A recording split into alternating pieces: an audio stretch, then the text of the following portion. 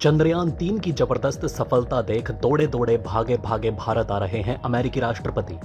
क्या United nation में भारत के वीटो पावर पर लगने वाली है आखिरी मोहर? भारत के लिए जो बाइडेन ने रद्द किया अपना इंडोनेशिया दौरा। ब्रिक्स के मंच पर मोदी ने चीन को पिलाई नींद की गोली। आंख बंद करके अलग थलग पड़ा होकर सोता रहा जिनपिंग। दोस्तों, यहां पर हमें देखने को मिल रहा है कि चीन के लिए भारत एक ऐसा ताबूत तैयार कर रहा है जिसमें मजबूरन चीन को जाकर लेटना पड़ेगा। अमेरिका और भारत मिलकर एक ऐसा काम कर रहे हैं जो कि चीन को अपनी मुट्ठी में करने का एक बहुत बड़ा कदम हो सकता है। इसी कड़ी में अमेरिका की तरफ से एक बड़ा कदम उठा लिया गया है जिसको देखने के बाद पूरी दुनिया दंग रह गई। तो चलिए जानते हैं क्या है पूरा मामला और बढ़ते हैं वीडियो की तरफ बिना किसी देरी के। दोस्तों, एक तरफ तो भारत ने चंद्रयान 3 की सफलता के साथ ही पूरी दुनिया में अपनी जीत का परचम लहरा दिया है। न केवल दुनिया में जीत का परचम लहराया बल्कि चांद पर भी भारत का राष्ट्रीय ध्वज लहरा रहा है।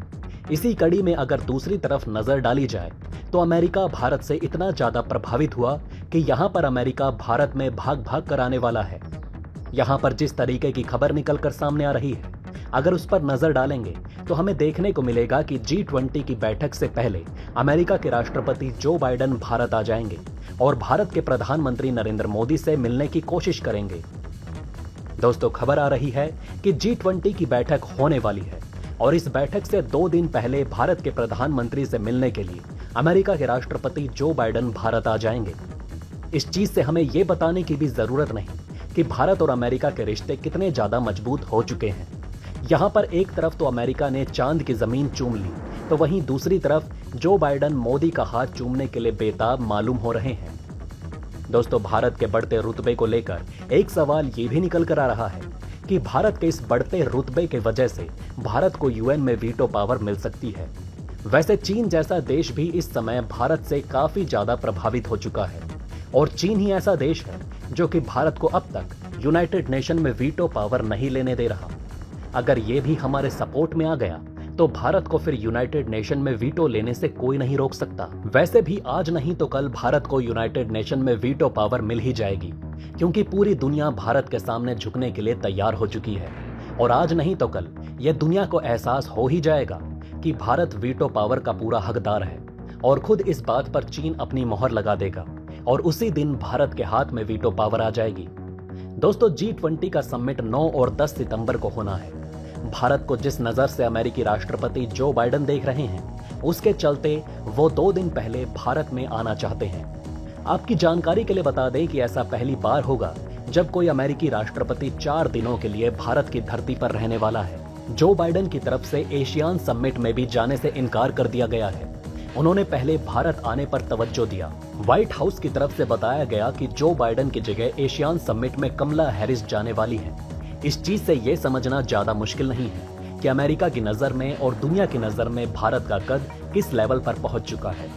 दोस्तों, इसको लेकर बताया जा रहा है कि इस बार यहां पर अमेरिकी राष्ट्रपति आने से भारत और अमेरिका के बीच में ट्रेड और डिफेंस समेत साइबर सिक्योरिटी को लेकर समझौते हो सकते हैं। इसके अलावा सवाल ये भी निकल कर आ रहा है कि क्या अमेरिका के कारण रूस इस बैठक में नहीं आएगा।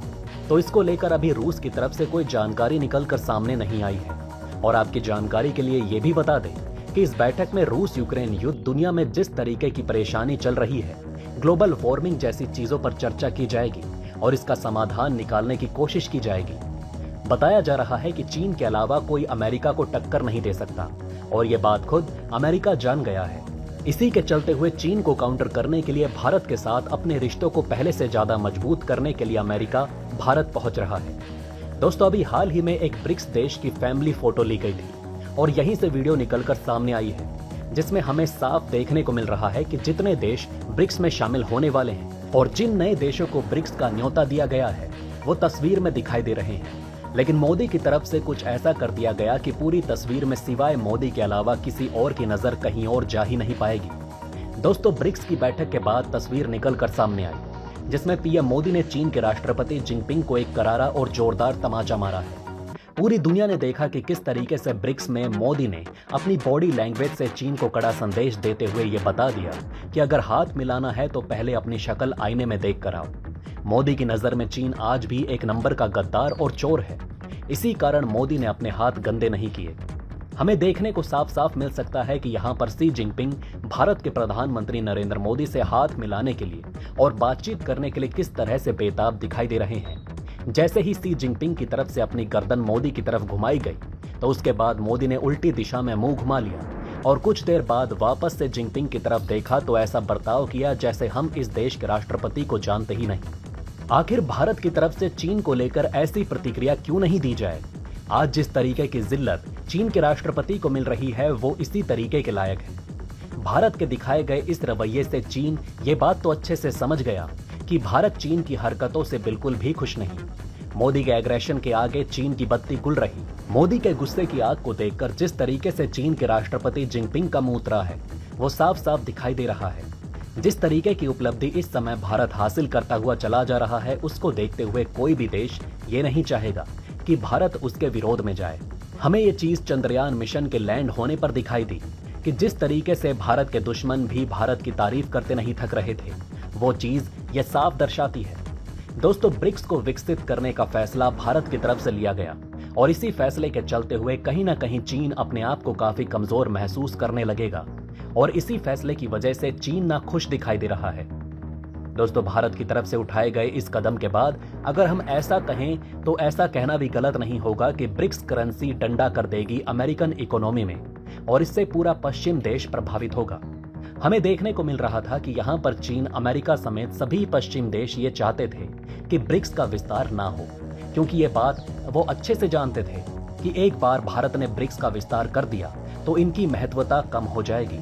अगर देखा जाए तो ब्रिक्स देश अकेले दम पर रिचेसिंग पावर पैरिटी के मामले में 35% अर्थव्यवस्था और 41.3% आबादी अपने पास रखता है। इसमें अगर और भी अर्थव्यवस्था वाले देश शामिल होते हैं तो इससे पश्चिमी देशों के व्यापार को एक बड़ा झटका देखने को मिलेगा। उनके सामने एक ऐसा संगठन खड़ा हो रहा है जिसको आने वाले समय में ये बिल्कुल भी संभाल नहीं पाएंगे। वैसे इसमें सऊदी अरब, ईरान और यूएई भी शामिल होने वाले हैं और अगर इन तीनों देशों की बात करें तो ये तीनों ही देश भारत के साथ काफी अच्छे रिश्ते रखते हैं। यूएई और सऊदी अरब के साथ तो हमने लोकल करेंसी को लेकर भी काफी हद तक काम किया है। इसके अलावा ईरान भी भारत के लिए काफी ज्यादा फायदे का सौदा साबित होगा। कुल मिलाकर देखा जाए तो यहाँ पर ब्रिक्स संगठन का विस्तार करके भारत एशिया को ताकतवर बना रहा है। भारत लगातार अपने आप को और अपनी प्लानिंग को विकसित करता चला जा रहा है और भारत ये बात भी अच्छे से जानता था कि अगर अपने आप को मजबूत करना है तो हमें ब्रिक्स देशों का विस्तार करना होगा। इसी के चलते हुए भारत ने इस चीज पर अपनी सहमति जता दी है और इस पर काम भी शुरू हो चुका है। वैसे ब्रिक्स के विस्तार को लेकर आपकी क्या राय है? आप अपनी राय हमें नीचे कमेंट बॉक्स में अवश्य लिखकर बताएं। जय हिंद, जय भारत।